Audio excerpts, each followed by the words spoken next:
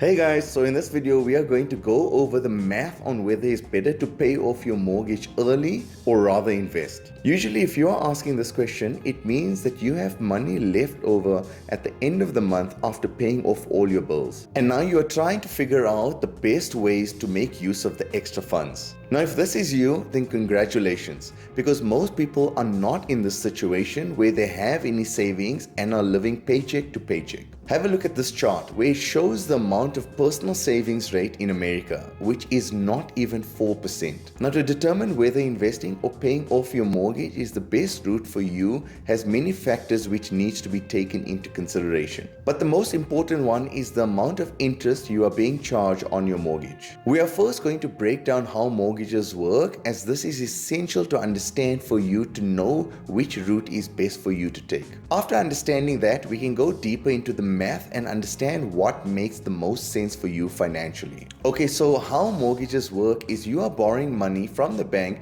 which you are expected to pay back the full principal amount with interest at the end of your loan period. Now your mortgage can go up to 20, 30 or 40 years based on the application with your bank. So let's say you decide to borrow $500,000 for a 30-year fixed interest rate mortgage. When applying for this loan, the bank will make it really clear for you to know how much money you need to pay back to the bank every month for the next 30 years or for the next 360 monthly payments. Now each monthly payment is broken up into two components, and this part is critical to understand in answering whether it's best for you to invest or to pay off your mortgage sooner. The first part of the payment is used to pay off your principal loan amount, which is the $500,000, and the second part of the payment is used to pay off the interest which you owe to the bank on the borrowed $500,000. So, for your first month of paying back your loan to the bank,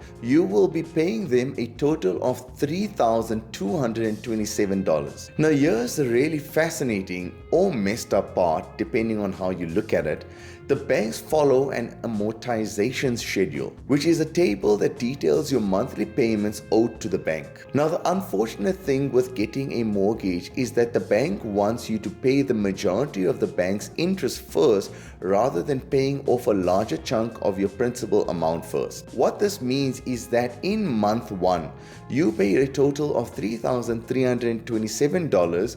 Of that money, $2,916 is used to pay for the interest and only $409 is used to pay off your principal loan amount. This is how mortgages work.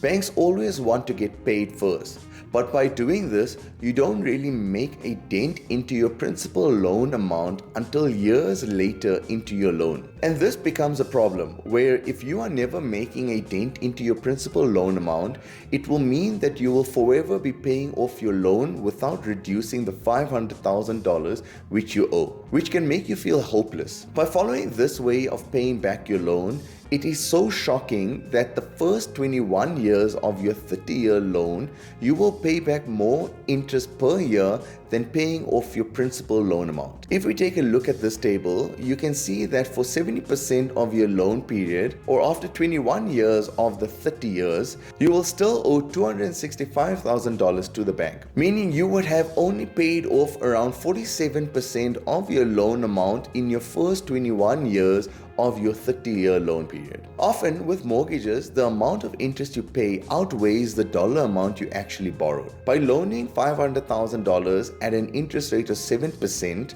by the end of the 30 years, you would have paid a total of $1.2 million, with a total of $697,000 paid in interest, meaning that you paid 58% of the total as a cost to take out the loan. Now, if your interest rate was a little lower at 5%, then the total paid in interest would have been less than the principal amount at $466,000. And if your interest on the loan was 3%, you would have paid a total of $250,000 $259,000 in interest over the 30 years. Now all of this is pretty interesting.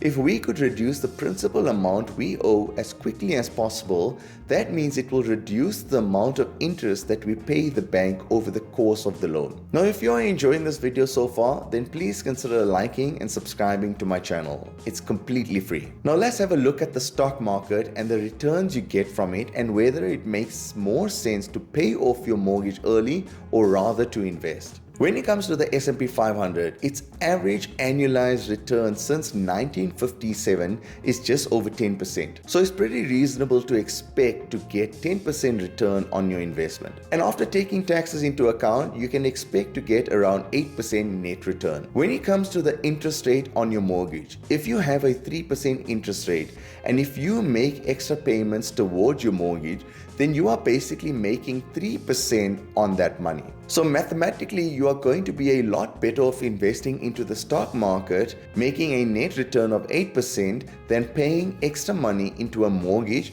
which you will save just 3%. So let's have a look at the different asset classes and their different performances over the last decade. We can see clearly from this image the performances of the different asset classes. We'll notice that the blue colored asset classes, which are the large cap value, large cap stocks, and large cap growth, are almost always on top every year. Feel free to pause the video and examine the performances. These three asset classes are largely consisting of the bigger companies within the United States, which is primarily made up of the S&P 500 companies. Now have a look at this chart, where it shows the annual returns of the S&P 500 since 1928. We can see that most years have been in positive. Since 2009, every year has been a positive return except two. And average out between the 15 years since 2009, the returns have been 15% for the year, much higher than the 3% you would pay on your mortgage interest. It is important to note that when you are investing, there is a strong possibility that there will be years where you will lose money if you decide to invest, which is what happened in 2018 and 22. So right now in the video, we can see that if you have a low interest rate on your mortgage of 3, 4, or 5%, it will always make more financial sense to invest rather than to pay off more money into your mortgage. When the interest rates are higher at 6, 7, or 8%, then it becomes a little trickier. Some people are going to prefer paying off their mortgage not because of financial benefits, but rather intangible benefits such as peace of mind of owning your own home. Let's pretend your mortgage interest is 6%. This means this is effectively a guaranteed return of 6% tax-free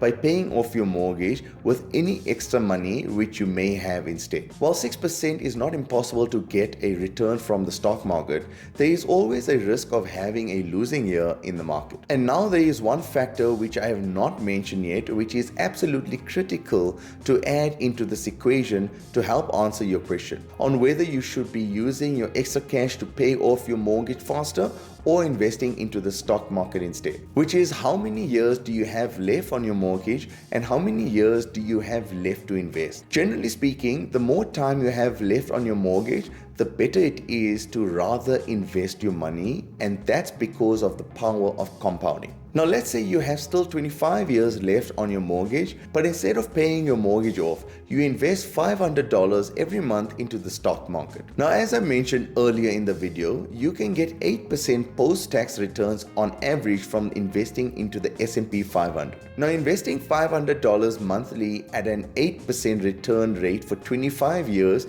will net you just over $473,000. Now on the other hand, paying off an extra $500 per month on your mortgage will save you just $188,000 instead. Now you may wonder, why is this?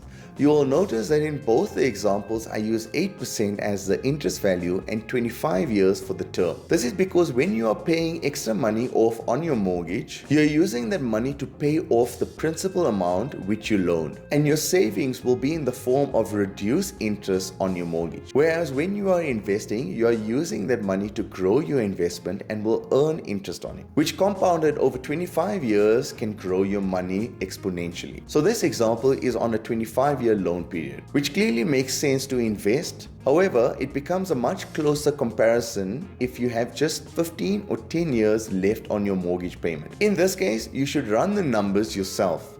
I'll leave a link in the description box below where you can do these calculations. My 2 general rules of thumb in this video are: number 1, the lower your interest rate on your mortgage, the better it is to invest. And number 2, the longer you still have left on your mortgage, the better it is to invest. These ideas purely stem from a mathematical and financial viewpoint, and some people may not always look at a home in that way. The fact that they own a home may mean more to them, so each person needs to understand what route suits them the most. If you want to know how to reduce the amount of time it takes to pay off your mortgage while still investing, then have a look at my next video where I speak about this. I hope you have found some value in this video. If you have, then please consider liking and subscribing to my channel.